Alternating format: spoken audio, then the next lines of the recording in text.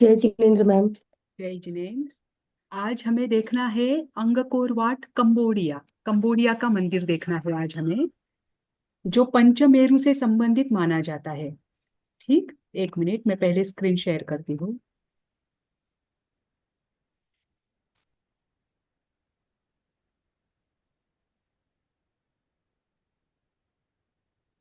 हम्म, देखिए, Angkor Angkor Wat में कभी कभी ग पूरा लिखा जाता है, कभी कभी नहीं लिखा जाता है। जैसे आगे के मैंने इसमें ग पूरा लिखा है, आधा नहीं लिखा है।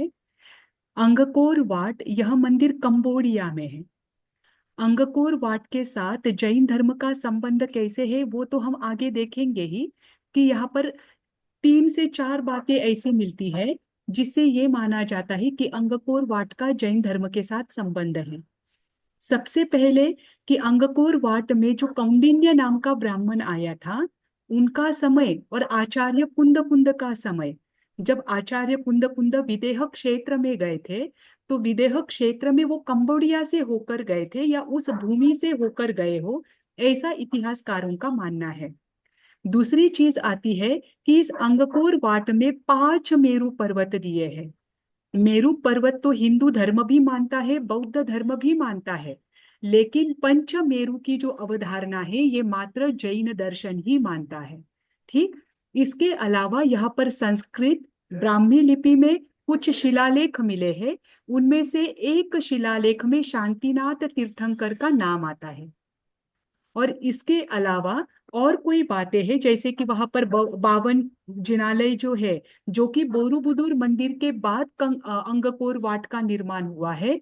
इस कारण से बोरोबुदुर में जैसे मंदिरों की 52 जो मंदिर है, जिनालय जैसे नंदीश्वर द्वीप में पाए जाते हैं, ऐसे शिखर युक्त मंदिरों की जो रचना वहां पर है, ऐसे ही मंदिरों की रचना अंगकोर वाट जो है कंबोडिया में, उसमें पाई जाती है। ठीक। पहले अंगकोर वाट, आज जो जगत में प्रसिद्ध मंदिर है कंबोडिया का, उसके संदर्भ में थोड़ी जानकारी इतिहास आपको मिलता है।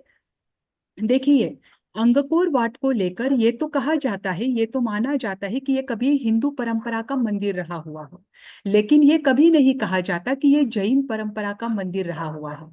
वहां पर जो प्रमाण मिलते हैं, जैसे कि रामायण के कुछ शिलालेख आदि या उनके चित्र, भित्ति चित्र आदि मिलते हैं, उसके कारण उसे हिंदू धर्म के साथ संबंधित माना जाता है।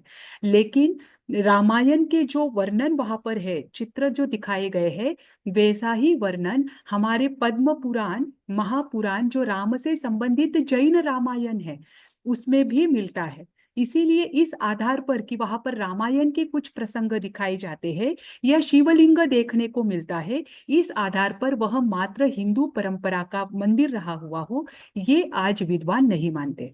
ठीक। अंगकोर वाट देखिए, अंगकोर वाट यह प्राचीन कंबोज की राजधानी है। कंबोज ही बाद में कंबोडिया बना, और कंबोज को लेकर हमारे पुराणों में क्या नाम आते हैं वो हम आगे देखेंगे।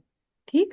इस मंदिर के जो भग्नावशेष मिले हैं, वे भग्नावशेष, जैसे इस मंदिरों की रचना है, ये भारतीय संस्कृति से मिलते जुलते हैं। इसीलिए ये तो सबका मानना है कि कोई भारत का व्यक्ति यहाँ पर आकर उसने राज्य किया हो, क्योंकि उस समय भारत बहुत बड़ा था। भारतीय उपखंड में लगभग दक्षिण एशिया के सारे देश आते थे। तो इस कारण से ये कहना है कि कोई भारत का राजा रहा हो, जिसने यहाँ पर आकर राज्य किया था। और उसके बाद जो खामेर राजवंश आया, उसमें जयवर्धन नाम का या जयवर्मा तृतीय नाम का जो राजा आया, उसने इन मंदिरों की रचना की या इन मंदिरों का निर्माण किया। उसके आधार पर ऐसा माना जाता है, लेकिन उसका इतिहास आमतौर पर क्या माना जाता है वो मैं आपको बताती हूँ। हिंद चीन सुवर्णद्वीप, वनद्वीप, मलाया आदि में भारतीयों ने कालांतर में अनेक राज्यों की स्थापना की। सुवर्णद्वीप देखिए, बर्मा को भी कहा जाता है, क्योंकि इसके बाद जिस मंदिर को हम देखेंगे वो सुवर्णद्वीप का ही मंदिर रहेगा। तो जो म्यांमार, बर्मा या ब्रह्म देश नाम से जो देश जाने जाते हैं, उनको सुवर्णद्वीप भी कहा जाता है। वर्तमान में जो कंबोडिया है, उसका उत्तरी भाग जो है, वह कंबोज शब्द से आज भी व्यक्त होता है। कुछ विद्वान जो है, वो भारत की पश्चिमोत्तर सीमा पर बसने वाले कंबोजों का संबंध भी इस प्राचीन भारतीय उपनिवेश से बताते हैं। ठीक। इसकी जो प्राचीन किंवदंती यहाँ पर मिलती है, उसके अनुसार इस राज्य की स्थापना, कंबोज की स्थापना भारत से आए हुए एक कौंडिन्य नाम के ब्राह्मण ने की थी। ठीक। जो कि जिसका नाम कौंडिन्य था उसके नगर के नाम के कारण। ठीक। वो वहां पर आया, उसने आकर वहां पर जो नागा साधु है, या वहां के लोग नागा के रूप में ही रहते थे, नग्न में रहकर ही साधना करते थे, उनके राज्यों की स्थापना की। इस कारण से भारत में उसे नागराज के नाम से भी जाना जाता है, इस क्षेत्र को। ठीक। पर नागा साधु या नग्न जो साधु है, जो कि एकांत में साधना करते हैं, जो कि राज्य का आश्रय नहीं लेते हैं, ऐसी धारणा वहां पर 2000 वर्ष पूर्व से है। इसीलिए इनका मानना है कि ऐसे नग्न साधु तो मात्र जैन दर्शन में देखे जाते हैं, जो कि किसी भी प्रकार से राज्याश्रय को नहीं लेते हैं, वे अपनी एकांत की साधना करते हैं। इस कारण से भी कुछ विद्वानों का ये कहना है कि यहाँ पर 2000 वर्ष पूर्व निश्चित ही जैन धर्म रहा हुआ। ठीक। अभी देखिए, यहाँ पर संस्कृत कुछ अभिलेख मिले हैं। बहुत सारे अभिलेख ऐसे हैं जिसमें 200-200 लाइन तक, श्लोक तक बताए गए हैं। इतने बड़े बड़े अभिलेख संस्कृत में यहाँ पर मिले हैं। 9वीं शताब्दी में जयवर्मा तृतीय ने कंबुज पर राज्य प्राप्त किया, और इसमें और उन्होंने क्या किया, मंदिरों की रचना की। लगभग 860 के ईस्वी में अंगकोर थोम या अंगकोर वाट नाम से उन्होंने अपनी यहाँ पर राजधानी की शुरुआत की थी, जो 40 वर्ष तक उन्होंने राज्य किया। इसके बाद उन्होंने कुछ मंदिरों की भी यहाँ पर रचना की, और उन मंदिरों की रचना के कुछ शिलालेख भी वहां पर मिलते हैं। इसीलिए ऐसा पता चलता है कि यहाँ पर लास्ट में अगर किसी ने राज्य किया हो तो वे जयवर्मा तृतीया नाम के थे। अब इस मंदिर का जो आज खंडर के रूप में कुछ कुछ शेष उपलब्ध है, अवशेष रहे हुए हैं, तो आज क्या क्या उपलब्ध है इसमें देखो। चारों ओर 300 से 350 फुट तक चौड़ी खाई मौजूद है, चारों ओर से पानी है, जहां पर हमेशा पानी रहता है, वहां का पानी कभी खत्म नहीं होता, चाहे कितनी भी गर्मी आ जाए। दूसरी बात, यहाँ पर विशाल वर्गाकार की रक्षा में दीवारें बनी हुई है, और उन दीवारों के ऊपर, भव्य और विशाल महाद्वारों के ऊपर बड़े बड़े भीमकाय व्यक्ति, जो मस्तिष्क वाले हैं, भीमकाय मतलब भीमकाय यानी बड़े बड़े मस्तिष्क उनका है, ऐसे व्यक्ति वहां पर है, जो कि वे देवता के रूप में देखते हैं। और बीचों बीच एक शिव का मंदिर है। अब शिव के मंदिर को लेकर वहां पर एक शिलालेख मिलता है, जिससे विद्वानों में और कंफ्यूजन हुआ कि शिव उन्होंने किसे कहा है, शिव के लिंग को कहा है, या जो जैन धर्म में मोक्ष गई आत्माएं हैं उनको शिव कहा है। क्योंकि वहां पर जैसे प्रमाण मिले हैं, उन प्रमाणों के आधार पर वे पुनः ये सोचने पर मजबूर हुए कि ये वास्तव में हिंदू धर्म का मंदिर रहा हुआ है, या ये जैन धर्म का मंदिर रहा हुआ है। ठीक। पर इतना है कि आज भी वहां पर वो शिव का मंदिर है। उसके 3 भाग है, और प्रत्येक भाग में वो एक ऊंचा शिखर पाया जाता है। देखो, यह जो मंदिर का आंतरिक भाग है, वहां पर अंतर में हर जगह पर भित्तियों पर चित्र बनाए हुए हैं। कुछ राम के हैं, कुछ कृष्ण के हैं, मतलब रामायण और महाभारत के प्रसंग मिलते हैं। इसीलिए विद्वानों को ये लग रहा था कि ये हिंदू परंपरा का मंदिर हो सकता है। लेकिन जब ये पता चला कि रामायण और महाभारत ये जैन परंपरा में भी रहे हुए हैं, और जैन परंपरा में जैसी कथाएं राम और कृष्ण को लेकर चलती है, वैसे भी चित्र यहाँ पर पाए जाते हैं। इस कारण ये निश्चित करना उनके लिए मुश्किल हो रहा है कि ये बौद्ध मंदिर के पहले ये मंदिर हिंदू का था या जैन धर्म का था। ठीक। तो यहाँ पर ये बताया है कि इन शिला चित्र में, जैसे राम ने धनुष बाण हाथ में लिया है और वो स्वर्ण मृग के पीछे दौड़ रहा है। राम के धनुष का नाम क्या था, इसका वर्णन तो जैन रामायण में विशेषतः मिलता है कि बलदेव के धनुष का नाम हमेशा यह होता है, और वासुदेव के धनुष का नाम क्या होता है। तो वहां पर धनुषों के आकार और नाम के साथ भी कुछ शिलालेख मिलते हैं। फिर सुग्रीव से राम ने जो मैत्री की थी, उसके भी कुछ प्रसंग उन शिलालेख चित्रों में हमें देखने को मिलते हैं। राम रावण युद्ध, सीता का अग्नि परीक्षा, राम की अयोध्या में पुनरागमन, ये सारे जो चित्र है उन भित्तियों पर चित्रित हुए हैं, महाभारत में कृष्ण के संबंधित और राम से संबंधित। अब इस मंदिर को लेकर पहले विशेष जानकारी देखिए। यह अंगकोर धाम जो मंदिर है, आज उसका विशाल खंडहर हमारे पास उपलब्ध होता है। बहुत सारे उसके जो प्रमाण हैं वो नष्ट हो चुके हैं, लेकिन बहुत सारे अभिलेख और शिलालेख आज भी मौजूद है। ठीक, इसीलिए ये निश्चय करना कि वास्तव में ये कौन सा मंदिर किस समय में किस धर्म का रहा है, ये विद्वानों को अध्ययन करने में दिक्कतें आ रही है। राजा जयवर्मन जो थे, उन्होंने अपने नगर को कुछ किलोमीटर उत्तर में पुनर्स्थापित किया, और फिर बाद में धीरे धीरे उसकी जो सत्ता है वो भी अंधकार में चली गई, जिस कारण से इसके बहुत सारे प्रमाण बाद में लुप्त होते चले गए। 14वीं 15वीं शताब्दी के आसपास जो बुद्धिज्म में थेरवाद मत के लोग हैं, उनके जो अनुयायी है, भिक्षु है, उन्होंने इस मंदिर पर कब्जा कर लिया। और 14वीं और 15वीं शताब्दी के बाद से ये बुद्धिज्म का मंदिर के रूप में प्रसिद्ध है। जैसे बोरोबुदुर मंदिर है इंडोनेशिया का, वो भी बुद्धिज्म या बौद्ध जो भिक्षु है उनके हाथ में है, और वो बुद्ध का ही मंदिर माना जाता है। वैसे ही ये भी मंदिर आज बौद्ध परंपरा के रूप में ही जगत में प्रसिद्ध है, और उनके भिक्षु आज भी वहीं पर रहते हैं। ठीक, इन मंदिरों के निर्माण में जिस कला का अनुकरण किया है वह भारतीय गुप्त कला से प्रभावित है। ये विद्वानों ने ये भारतीय परंपरा का मंदिर है, इसके पीछे कहने का और एक रीजन ये है कि भारत में गुप्तकालीन जो मंदिर पाए जाते हैं, वैसे ही कला, वैसे ही मंदिरों की संरचना इस अंगकोर वाट कंबोडिया के मंदिर की बनाई गई है। इसीलिए इसमें भारतीय संस्कृति और परंपरा के बहुत सारे अवशेष हमें देखने को मिलते हैं। एक अभिलेख से यह पता चला है कि जो वर्तमान में अंगकोर वाट नाम से प्रसिद्ध कंबोडिया का मंदिर है, इसे पहले यशोधरपुर के नाम से जाना जाता था। ठीक, क्योंकि इसके संस्थापक जो थे वे राजा यशोवर्मा थे। जो मुख्य मंदिर है यहाँ का, जो कि खंडर के रूप में है, वहां पर एक शिलालेख मिला है, उस पर यशोधरपुर नाम दिया है यशोवर्मा के कारण, राजा यशोवर्मा के कारण। अब यशोवर्मा और यशोधरपुर ऐसे नाम तो मात्र भारत में ही देखे जाते हैं। ठीक, वे जो यशोवर्मा थे वो ज्ञानी भी थे, वीर भी थे, विद्वान भी थे, और सभी कलाओं में और नृत्य में पारंगत थे। ठीक, इस कारण से उनका जो अध्ययन अध्यापन है वो लगभग भारत से ही हुआ होगा, क्योंकि उस समय ऐसा पढ़ाना, सभी प्रकार के कलाओं में पारंगत करने के जो गुरुकुल होते थे वो मात्र भारत में ही पाए जाते थे।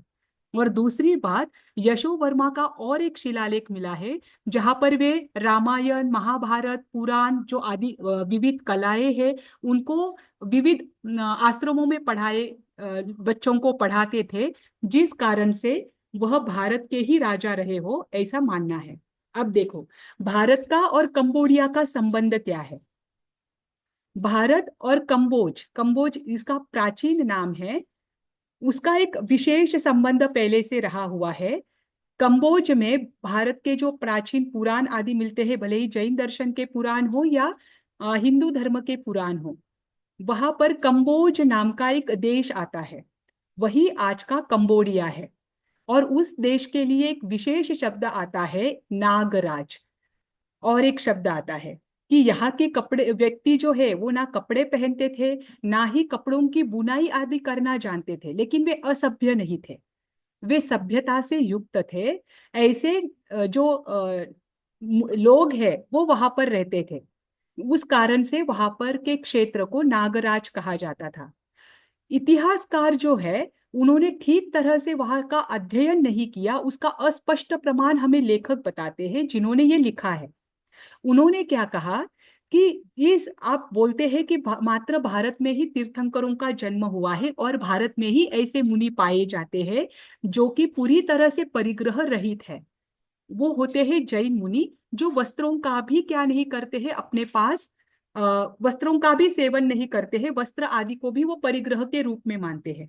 लेकिन यहाँ आज से 2000 वर्ष पूर्व भी कंबोडिया में ऐसे कुछ मुनि रहे हुए हैं जो कि सभी प्रकार से सांसारिक जो संबंध है उनसे दूर रहकर एकांत में साधना करते थे, और वे भी किसी के भी आश्रय के बिना एकांत, जैसे जिनकल्पी की संकल्पना जैन दर्शन में पाई जाती है, वैसे ही जिनकल्पी की संकल्पना में ऐसे यहाँ के मुनि रहे हुए हैं। इसी कारण भारत के पुराणों में इन्हें नागराज के नाम से भी जाना जाता है। उन नागा नागा साधुओं के बारे में एक कुछ सर्वोच्च धार्मिक सर्वोच्चता को लेकर कुछ बातें यहाँ पर दी गई है, जो कि वहां के शिलालेख से जो मिला है उनके आधार पर। कि यहाँ के जो नागा साधु थे वहां का मुख्य मंदिर जो शिव मंदिर है, जो कि एक दृष्टि से विद्वानों का कहना है कि वह शिव यानी मोक्ष गई हुई आत्मा का भी वह स्थान हो सकता है, लेकिन हिंदुओं ने उसे अपना शिव मंदिर बताया है कि उस शिव मंदिर पर उनका धार्मिक आधिपत्य था और उसको प्राप्त करने के लिए उनके जीवन का उद्देश्य रहता था। ठीक। ये नागा साधु जो यहाँ पर है जिनका शिलालेख मिला है, ये 4वीं शताब्दी ईसा पूर्व का शिलालेख है। मतलब आज से ये 2024 वर्ष और उसके भी 400 वर्ष अधिक, मतलब लगभग आज से 2500 वर्ष के आसपास उस समय ये साधु वहां पर रहते थे। सिकंदर जो भारत में आए थे वो कंबोडिया होकर आए थे। ठीक। कंबोडिया होकर आने के बाद भी जब वे भारत में आए तो भारत में कुछ ऐसे साधु थे जैसे दंडी साधु, और दंडी साधु के शिष्य थे कल्याण मुनि। ये कल्याण मुनि एक नागा साधु के रूप में थे और वे सिकंदर के साथ यूनान तक गए थे, यानी ग्रीस तक गए थे। तो ये कल्याण मुनि जो भारत में साधना कर रहे थे, जो कि नग्न मुनि थे, वे बहुतांशतः जैन मुनि होने की संभावना विद्वान बताते हैं। ठीक। उसके बाद सिकंदर ने अपने जो आत्मचरित्र लिखा उसमें उन्होंने जानकारी दी कि ये जो नागा साधु थे ये किसी भी प्रकार के सांसारिक चीजों में वे रक्त नहीं थे, उनसे विरक्त थे। देखो नागा साधु आज वर्तमान में भी दो प्रकार के पाए जाते हैं। एक नागा साधु के रूप में ही प्रसिद्ध है जो कि शिव की आराधना करते हैं, जो शैव धर्म के अनुयायी होते हैं, पर वे पूरी तरह से सांसारिकता से विरक्त नहीं होते हैं। उनको विविध प्रकार के व्यसन आदि भी होते हैं, वे रुद्राक्ष की माला भी पहनते हैं, वे राख आदि भस्म को भी अपने शरीर पर लगाते हैं। लेकिन यहाँ पर जिन नागा साधुओं की बात कर रही है, मतलब ये जो विद्वान कर रहे हैं या लेखक कर रहे हैं, उन्होंने ये बताया है कि इनमें से किसी भी प्रकार की या रुद्राक्ष की माला को धारण करना, राख या भस्म को लगाना, ये उनकी परंपरा नहीं थी। वे मात्र एक अपने आत्मा को लक्ष्य में रखकर उसकी साधना करते थे। और जैसा वर्णन पाया जाता है उसके अनुसार ये नागा साधु जैन धर्म के सूत्र और सिद्धांतों को जान सकते हैं, ऐसा विद्वानों का कहना है। ठीक। फिर उसके बाद सिकंदर ने यह भी कहा कि ये न्यूनतम आवश्यकताओं के साथ जीते थे, और सिकंदर जब तक्षशिला में आए तब उनको इन नागा साधुओं के जो गुरु है दंडी स्वामी, वो उनको तक्षशिला में मिले थे। और दंडी स्वामी ने सिकंदर ने उनको निमंत्रण दिया था कि मेरे राज्य दरबार में आए, तो दंडी स्वामी ने उनके इस निमंत्रण को ठुकराया था और उन्होंने उनको स्पष्ट रूप में कहा था कि मुझे ऐसे किसी चीज की आवश्यकता नहीं जो किसी राजा के संरक्षण में हो। यानी राज संरक्षण है, यानी जो राज कल्प कहा जाता है। जैन दर्शन में 10 कल्पों का वर्णन आता है, उसमें एक आता है राजकल्प, कि राजा के साथ संबंध साधु ना रखे, जो भगवान महावीर के शासन के हैं। तो ये विद्वानों ने उसे उसके साथ जोड़ा है कि अगर ये राजाओं के साथ संबंध नहीं रखते हैं, इसका मतलब ये जैन मुनि हो सकते हैं। ठीक। और उनकी यह साधना जो है यह निस्वार्थता का प्रतीक है। अब कंबोज, कंबोज का उल्लेख हमारे यहाँ पुराणों में किस नाम से और मिलता है, तो पुराणों में कंबोज को शकद द्वीप भी कहा गया है। देखो हमने देखा है कि अढ़ाई द्वीप में या इस मनुष्य क्षेत्र में एक द्वीप आता है, एक समुद्र आता है, पुनः एक द्वीप आता है, एक समुद्र आता है।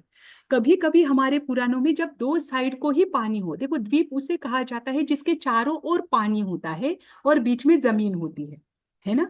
पर कभी कभी पुराणों में उन क्षेत्रों को भी द्वीप कहा गया है जिसके मात्र दो ही दिशाओं में पानी हो और बीच में उनकी जमीन है। तो कंबोडिया भी उसी प्रकार का एक द्वीप है जिसकी दो साइड में जमीन है, दो साइड में पानी है। ठीक। तो इसे शकद द्वीप के नाम से ही जाना जाता है।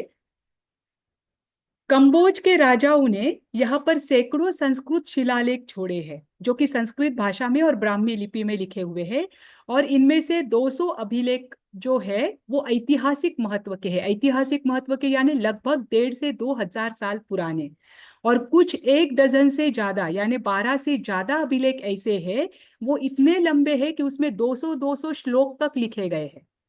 ठीक। अब ये जैसे जैसे पढ़ रहे हैं वैसे वैसे जानकारी मिल रही है। यहाँ के एक शिलालेख में शांतिनाथ भगवान जो जैन धर्म के 16वें तीर्थंकर है उनका नाम भी मिला है। ठीक। इस कारण से विद्वान जैन दर्शन की ओर से भी इस मंदिर का अध्ययन कर रहे हैं। उसके बाद यहाँ पर देखिए, यहाँ पर जो श्लोक मिला है अभिलेख में, जो संस्कृत श्लोक है, उस श्लोक में ये बताया है कि यहाँ के जो मंदिर है उनकी संख्या 80 है। 80 मंदिर में 80 मूर्तियां हैं। ठीक। परंतु वहां पर वर्तमान में देखो तो आज 72 ही मंदिर मिलते हैं। अब ये 80 मंदिर क्यों है, इसका वर्णन आपको आगे पता चलेगा। अगर आप दिगंबर परंपरा के भारत भारत के जो दिगंबर परंपरा के मंदिर है उनको देखो, तो उनमें आपको लगभग हर मंदिर में पंचमेरु दिखाई देगा, है ना। पंचमेरु में कुल मिलाकर 80 जिन मूर्तियां होती है, 80 मंदिर होते हैं। ये वर्णन जो प्राचीन हमारा तिलोय पनत्ती ग्रंथ है, या जहां पर लोक का विभाग आता है, मध्य का क्षेत्र जो मनुष्य क्षेत्र है उसका वर्णन आता है, मेरू पर्वत का वर्णन आता है, वहां पर बताया जाता है कि पूरे अढ़ाई द्वीप में 5 मेरू पर्वत है, और 5 मेरू पर्वत पर कुल मिलाकर 80 जिनाले यानी 80 जिन मूर्तियां हैं। और कंबोडिया में जो लेख मिला है, शिलालेख, उसमें भी एक श्लोक जो प्राप्त हुआ है उसमें भी वहां के मंदिरों की संख्या 80 ही बताई है, जबकि गिनने के लिए जाओ तो 72 मिलती है। ठीक। तो अभी यहां पर देखो, जैन मंदिरों में जो 5 मेरू पर्वत का हमें प्रतिकृति नजर आती है, उसमें 4 छोटे मेरू मेरू पर्वत जो है, जो चार चार छोटे आकार में दिखाए जाते हैं। और सभी मेरू पर्वत पर, मतलब एक एक मेरू पर्वत पर 80-80 जिन मूर्तियां होती है। वो कैसी होती है, तो उसमें विजयार्ध मेरू पर्वत के वहां पर जो वैतड्य है उसके 34, विजयार्ध पर्वत जो है 16, रूपाचल पर्वत के 4, कुलाचल पर्वत के 6, बक्सार पर्वत के 16 और गजदंता पर्वत के 4। इस प्रकार 80 जिनालय मेरू पर्वत प्रत्येक मेरू पर्वत के आजू बाजू में होते हैं, और उनकी ही मूर्तियां मेरू पर्वत पर 80 की संख्या में पाई जाती है। और यही वर्णन हमें वहां के श्लोक में मिला है। ठीक। दूसरी बात, जो अंगकोर वाट के जो मेरू पर्वतों की रचना की है, उसे भी 4 स्तरों में बनाया है।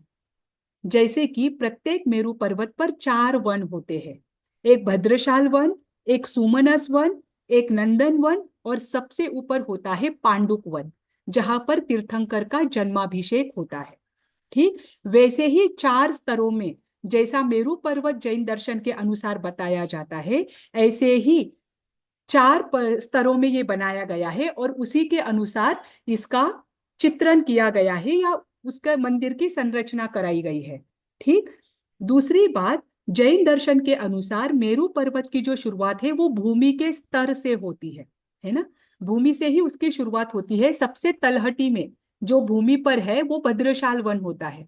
बस यहाँ के मेरू पर्वत के जो मंदिर है, उन मेरू पर्वत के मंदिरों का जो भाग है वो मात्र ऊपर नहीं है, उसकी भी रचना तलहटी से ही की गई है, 4 स्तरों की।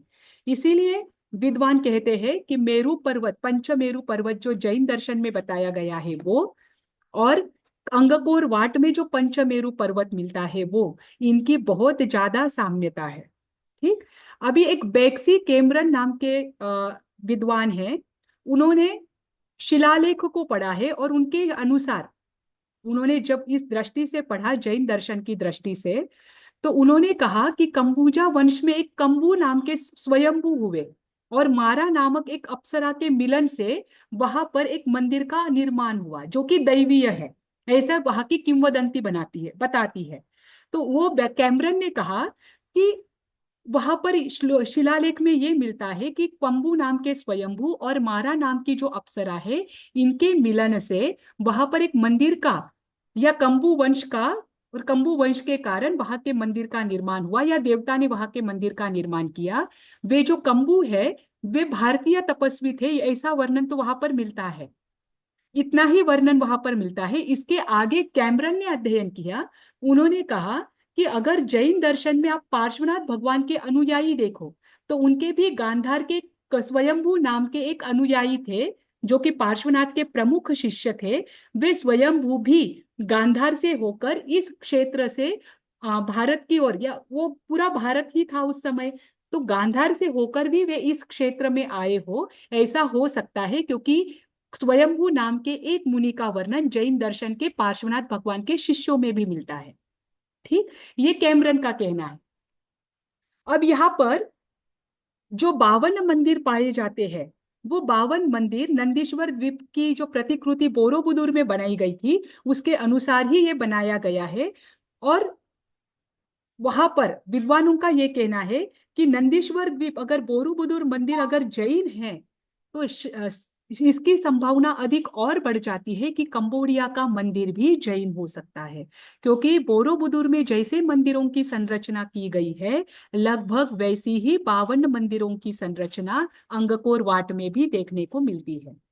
ठीक, अभी देखो यहाँ पर कि वो बातें क्यों मेल खाती है उसे लेकर बताया है। देखो, इस मंदिर का जो चौथा स्तर है उसके चौथे स्तर पर 4 स्तर मेरू पर्वत के आकार में इन मंदिरों की रचना की है।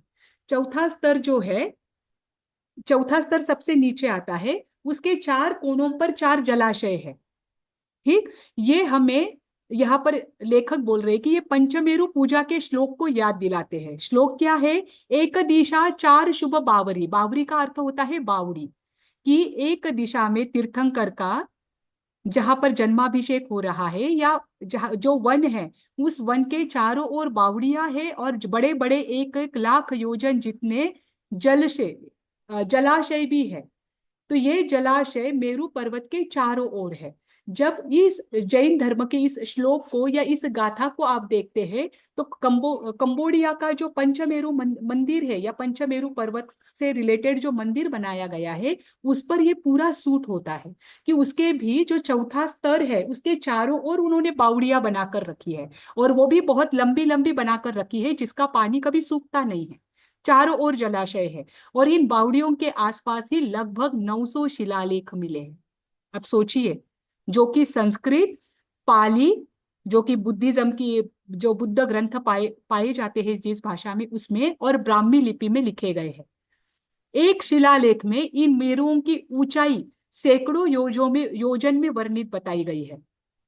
एक शिलालेख का श्लोक जो है उसमें बताया है कि ये मेरू पर्वत जो है इसकी ऊंचाई सैकड़ों योजन है, और वहां पर कुछ संख्या भी दी है। उस संख्या पर जो वाइट है, वाइट नाम के जो पुरातत्व विज्ञ है उन्होंने अध्ययन किया तो उन्होंने इसे फीट में परावर्तित किया। जो वर्तमान की नापने की जो साधन है फीट, उसमें उन्होंने परावर्तित किया तो उन्होंने नेशनल ज्योग्राफिक में ये उल्लेख किया है कि इसकी जो मेरू पर्वत की इस श्लोक में जो ऊंचाई बताई है ये डिट्टो मैच होती है जैन दर्शन के मेरू पर्वत की ऊंचाई के साथ।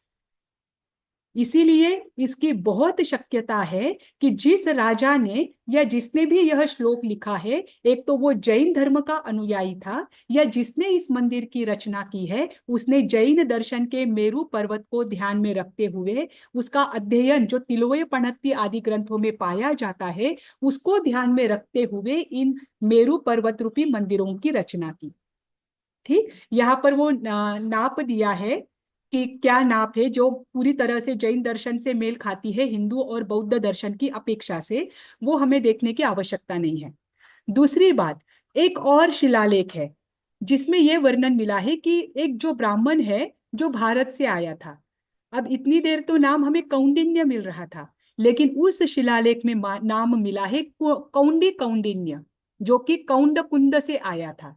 अब कौंड कुंदपुर से एक प्राचीन प्रसिद्ध जैन आचार्य रहे हुए हैं जो है आचार्य कुंद कुंद। ठीक, वो जब आचार्य कुंद कुंद विदेह क्षेत्र गए थे तो वे विदेह क्षेत्र उसी भूमि से होकर गए थे जिस कारण से विद्वानों ने उसकी एक दोनों की, आचार्य कुंद कुंद की और उस शिलालेख के समय की, उन दोनों की जो समय है उनके कितने वर्ष प्राचीन है उनकी संगति बिठाई है। तो उन्होंने कहा है ज्यादा से ज्यादा 200-300 वर्ष का अंतर आता है आचार्य कुंद कुंद में और इस शिलालेख में।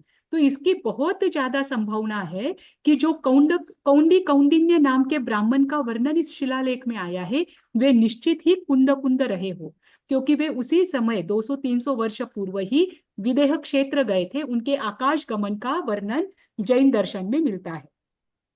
ठीक, ये है आपका अंगकोर वाट। अब हमें देखना है बर्मा। आज नहीं देखेंगे बर्मा का, हम कल देखेंगे क्योंकि अगली क्लास मेरी है। इससे रिलेटेड आपको किसी को कोई प्रश्न है? शि- नहीं रेखा, मैम, समझ में आया है। कुछ कुछ जगह मैम आपने बताया था वो ये नाप नहीं देखना, मतलब वो हम लोग को मेंशन नहीं करना है क्या मेजरमेंट के मेंशन हिसाब से जो आपको कन्वर्ट किया। मेंशन करना कठिन हो जाएगा, इसीलिए मैंने कहा कि नाप नहीं लिखा तो भी चलेगा, इतना भी लिखा कि एग्जैक्ट जैन दर्शन में जो मेरू पर्वत का योजन बताया है उतना योजन ही उससे ही मेल खाता है, हिंदू और बौद्ध परंपरा के मेरू पर्वत से जो उनकी ऊंचाई बताई है उससे मेल नहीं खाता। इसीलिए ये जैन दर्शन का मंदिर कभी रहा हुआ हो, ऐसा विद्वानों का कहना है, या जब और उसकी मैम आपने जो 52 जिनालय बताए ना, हाँ वो वो निचली सतह पर है क्या, वो जमीन वाली सतह पर है क्या? हाँ, ये सारी जैसे जमीन पर। 4 सतह बताई है ना आपने। नहीं, चार सतह तो मेरू पर्वत की है, जो मेरू पर्वत के 5 मंदिर वहां पर मिलते हैं, तो उनको 4 स्तरों में विभाजित किया है, वो भी 4 स्तरों में ही मिलता है, जैसे कि मेरू पर्वत पर 4 वन है हम्म। उसके अनुसार ही। और जो चौथा सबसे नीचे का भद्रशाल वन है, उसके चारों ओर जैन दर्शन में बताया है कि यहाँ पर चारों ओर बावड़िया होती है। बस वहां पर भी जो चौथा स्तर है मेरू पर्वत का सबसे निचला स्तर या मेरू मंदिर का, उसके चारों ओर भी पानी की बावड़ियां बनाई गई है जिसका पानी कभी नहीं सूखता। तो उन्होंने कहा है कि जैन दर्शन में जो 4 वन मिलते हैं, 4 स्तर मिलते हैं, जैसे वहां पर बावड़ियों का वर्णन मिलता है, वहां पर लगभग वैसे ही चित्र, मतलब वैसे ही आकार में या वैसा ही प्रतिकृति उस मेरू पर्वत की वहां पर बनाई गई है। तो बहुत ज्यादा संभावना है कि जिस समय ये अंगकोर वाट का मंदिर बनाया गया, उस समय वो एक तो राजा जैन धर्म का अनुयायी था, या जैन दर्शन को ध्यान में रखते हुए इस मंदिर की रचना की गई है।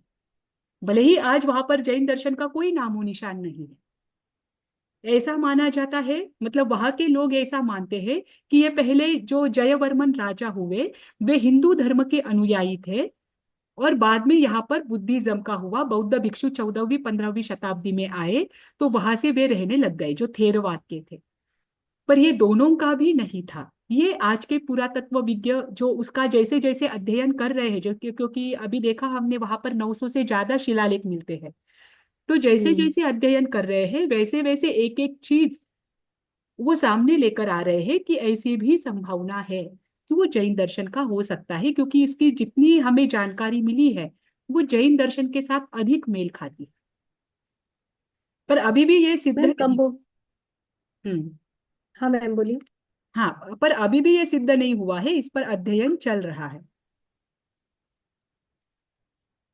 मैम जैसे आपने बोरोबुदुर का मंदिर बताया, आज हमें बताया, तो क्या वहाँ के मतलब जैसे ये कंबोडिया का जो ऐतिहासिक सोर्स है, जैसे वहाँ के जो ऐतिहासिक ग्रंथ है या जो भी है वहाँ पर, क्या उसमें ये इसके बारे में पता नहीं चलता है, मिलना जो चाहिए, क्योंकि इतिहास का। ढूंढ तो बहुत रहे हैं। देखो, जहां पर हम्म। वहां पर संस्कृत भाषा में मिले हैं, तो संस्कृत भाषा तो भारत के लोग आराम से पढ़ सकते हैं, ढूंढ तो रहे हैं। हम्म। जैसे जैसे शिलालेख हम्म। पढ़े जा रहे हैं वैसे वैसे हमें एक एक बात पता चल रही है, तब तो जाकर जैन धर्म हम्म। का पता चला कि वहां पर शांतिनाथ भगवान का नाम है, पंचमेरु की ऊंचाई का वर्णन आता है, पंचमेरु में 4 बावड़ियां होती है वो भी वर्णन आता है, तो ये पढ़ पढ़ कर ही पता चल रहा है। जैसे कौंडिन्य का नाम पढ़ा तो उनको तुरंत कुंद हम्म। कुंदाचार्य का याद होगा। बिल्कुल का हाँ। तो हम्म। ये बातें धीरे धीरे पता चल रही है, लेकिन अभी भी उसके पूरे सोर्सेस नहीं मिल रहे हैं। और वहां हम्म। पर ऐसा भी होता है कि जब अगर बुद्धिज्म का है, अगर उनको जाकर कहो कि ये कभी जैन धर्म का रहा हुआ हो, तो वे कभी स्वीकार भी नहीं करेंगे, कभी जी छिपाया भी जी जी। जाता है, ऐसा भी होता है कि अगर पता भी चले वहां के लोगों को तो वो जल्दी देंगे नहीं। बहुत सारी बातें होती है कि वो इतिहास अभी भी छिप रहा है या छिपा हुआ है, लेकिन हम्म। कुछ भी हो सामने तो आ रहा है, इतना भी तो है। हम्म। अब अध्ययन करेंगे तो लेकिन मैम और। बहुत अच्छा है, ये बहुत अच्छा इंटरेस्टिंग लग रहा है मैम, और नई जानकारी मिल रही है अरे एकदम आप, की। मुझे तो लग, मैं तो बोल रही हूँ ना, मैं इतना ढूंढती हूँ आपकी वजह से, तो मेरी इतनी पढ़ाई हो जाती है, ना जाने कितनी चीजें मैं उसके साथ पढ़ लेती हूँ ढूंढते ढूंढते। अभी तो मुझे तो वो म्यांमार का भी मिला, तो म्यांमार में जो कालकाचार्य है, मतलब वो तो मैं जब पढ़ाऊंगी तब तो वापस बोलूंगी ही। कालकाचार्य जिन्होंने मूर्ति पूजक परंपरा में संवत्सरी को चतुर्थी को करना शुरू किया, वो हम्म। कालकाचार्य का भी विचरण म्यांमार में रहा है, और उनके प्रमाण वहां अच्छा, मिले हैं। वहाँ मिले हैं। आप सोचिए कि हम्म। कितनी विशेष बातें हैं कि इनका विचरण कहाँ कहाँ तक रहा है। वैसे तो हम देखते हैं जब हम सिकंदर का, ह्यूएन सांग का प्रवास पर वर्णन जब पढ़ते हैं, तो उसमें तो आता है कि उन्होंने अफगानिस्तान तक निगरंत साधु संतों को देखा था। वैसे तो आते हैं, पर वो बस उनके लिखे हुए हैं, प्रमाण भी तो ढूंढना जरूरी है, मूर्तियां मिल रही है, जैसे जैसे मिलता है वैसे वैसे पता चल जाता है। पर अच्छा है कि उस समय जी। इतना दूर दूर तक फैला हुआ था धर्म, जो कि आज मात्र भारत में ही है। जी। पर अच्छा है, मुझे भी पढ़ने में मजा आ रहा है आप लोगों के साथ। हाँ मैम, ये बहुत इंटरेस्टिंग है मैम। और एक नई हमें भी पता चलता है ना, आगे हम भी कभी जाओ वहां पर तो हम उस दृष्टि से देखेंगे जी जी कि जी। यहाँ पर हमें और क्या देख हाँ सकते हैं, क्या मिल सकता है। हाँ। नॉर्मली हम इतना सूक्ष्मता से नहीं देखते हैं, बस ऊपरी तौर पर देखकर चले आते हैं, पढ़ने के बाद हम्म। ध्यान जाता है। जी मैम। जी। अब चल, हम लोग का भी कोई काम पड़ेगा तो हम लोग वैसे ही देखेंगे मैम। वही तो कल मुझे इंदु जी बोल रहे थे कि एक यहाँ पे ट्रिप तो कौन सी हम देव वियतनाम साक्ष्य में है। लेकर चलते हैं, या फिर एक ट्रिप तो हम हाँ। इंडोनेशिया के बोरोबुदुर टेम्पल में लेकर चलते हैं, ताकि हम देख सके। मैंने कहा अभी आपका तो फोर्थ सेमिस्टर सामने है एग्जाम से, फिर उसके बाद तो आप मिलोगे भी नहीं। सही है मैम। सही है। नहीं नहीं, कोई नहीं, चलो, पर अच्छा है। इसकी भी रिकॉर्डिंग भी हम्म। अपलोड कर दूंगी। हाँ मैम, साथ साथ में लिख लेते तो तैयारी हो जाती है मैम, हाँ, वही फिर वही इसीलिए बराबर है, मैंने आपके आज पास कर। उतना समय भी तो नहीं है, डिजर्टेशन के लिए भी तो समय देना है आपको। नहीं, आप लिखते रहिए ताकि आपको अलग से वापस लिखना ना पड़े, हाँ आपका यहीं पर लर्न हो जाए, क्योंकि और बहुत अभी बाकी भी है, 5 देश कवर मैम, करना अभी है। और कितने मंदिर और है? मैं तो चाहती हूँ कि 5 या 6 तो देश करूँ, कम से कम 5 देश तो भी आपको हो, क्योंकि आशियाई देशों का आपको बड़ा प्रश्न जो है वो 12 मार्क का दिया है, तो उसमें तो आपको तो ये मैम सब लिखना मोहनजोदड़ो है। और हड़प्पा का इसी में तो आएगा ना? हाँ हाँ, यही ये 5 5 मार्क के भी दिए हैं, और इन सबका मिलकर आपका एक बड़ा प्रश्न भी होगा। 5 मंदिर तो कवर करने की है मेरी इच्छा, देखते हैं अब कैसे हो। हम्म। अच्छा ठीक। है मैम। कर लीजिए, जी। हम लोग को अच्छा जानकारी भी होगी मैम, कितना पढ़ पाएंगे तो ठीक है, बट जानकारी हाँ, तो हो जाएगी नहीं, मैम आगे अच्छी। भी आपको पढ़ते रहे ना, अभी तो पेपर के हिसाब से पढ़ रहे हैं, लेकिन अभी आगे हाँ। भी आप ढूंढते रहना, पढ़ते रहना, आपको बहुत आनंद आएगा। जी मैम जी। जी। चलो, रुक जाए आज यहीं पर। जी मैम। आप सभी को सादर जय Thank you जय। so ma'am. जी। Thank you so ma'am.